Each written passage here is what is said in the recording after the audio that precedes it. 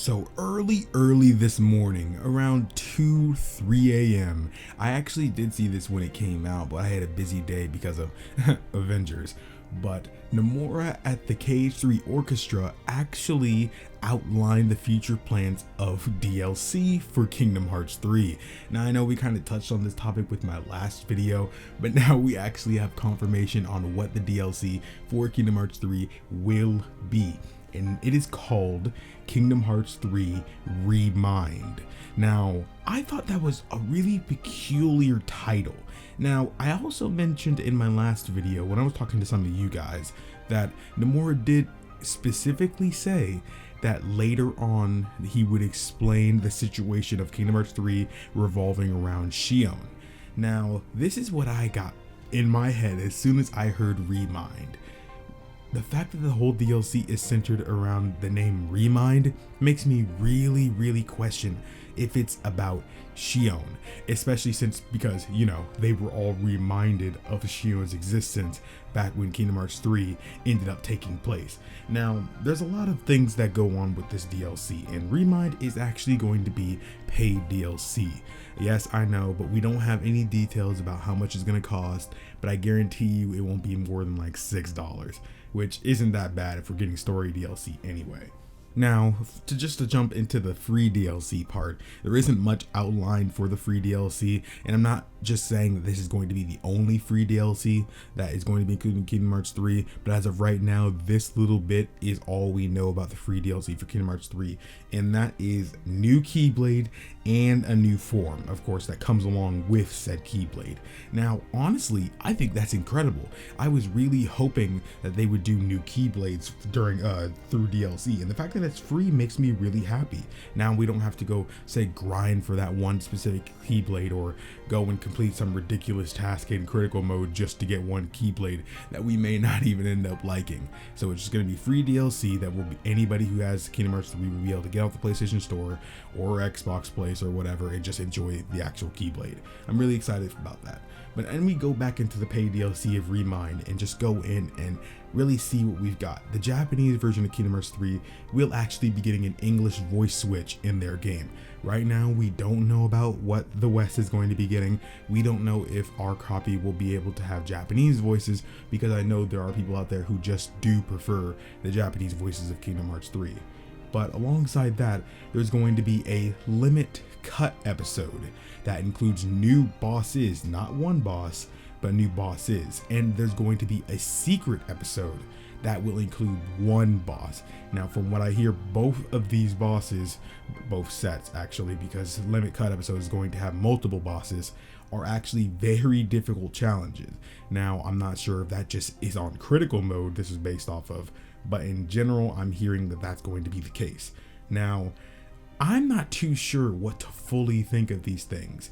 I really do think the Limit Cut episode is going to be mainly revolving around Xion. That would just make the most sense, and hopefully, based off my prediction, it's going to have us play as Xion during that aspect so we can actually find out what she was doing during that time and end off with leading up to where they fought in the Keyblade Graveyard in Kingdom Hearts 3. That's the only thing that really makes sense, and honestly, I wasn't too sure if I'd wanted that kind of thing.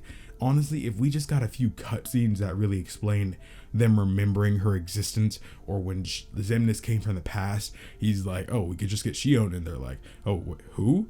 And like, Xion, oh, and then they inform him of all the people that were in Organization 13, and obviously she was missing, so he just realizes that she must have been forgotten about, and was able to piece two and two together and end up getting the data of her off the computer, and then yada yada yada. Exactly, that's what I pretty much assumed what ended up happening, but of course that was never detailed in Kingdom Hearts 3, so I'm not too sure what to expect from that aspect.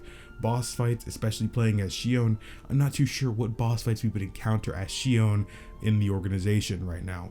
If it's Heartless, maybe, but honestly, the organization in this time right now in Kingdom Hearts 3 doesn't exactly have a reason to go after the Heartless, unlike when they did in 358 Days Over 2.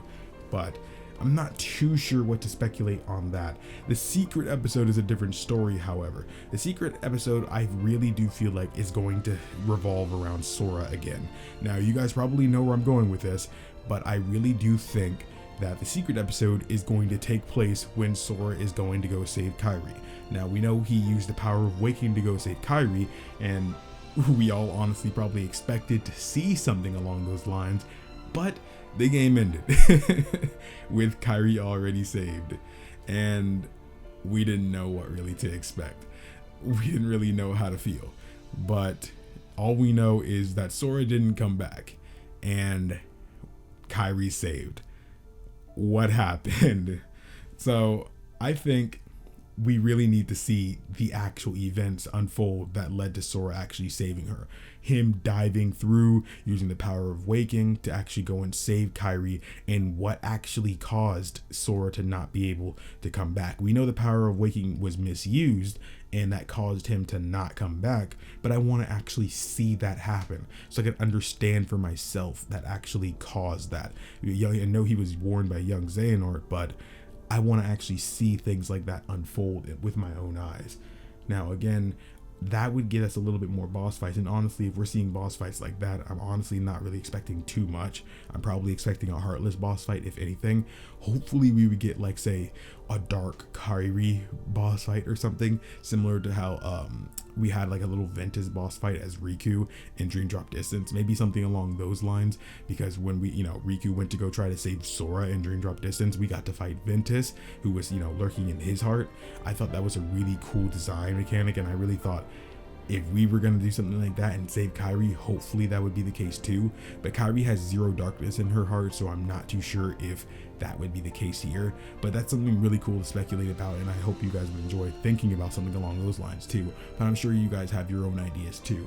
So let me know what you guys think. When do you guys think this will be releasing? How much do you think it'll cost? Do you think this is going to revolve around Xion? Do you think it's going to revolve around Sora saving Kairi? Let me know what you guys think. If you guys enjoyed this video, let me know by hitting the like button down below, and if you enjoy more Kingdom Hearts content, definitely hit the subscribe button and hit the bell, that way you'll never miss another video again. Thank you guys so much for watching. My name is KingdomAce, and remember, my loyal knights, to always fly skyward.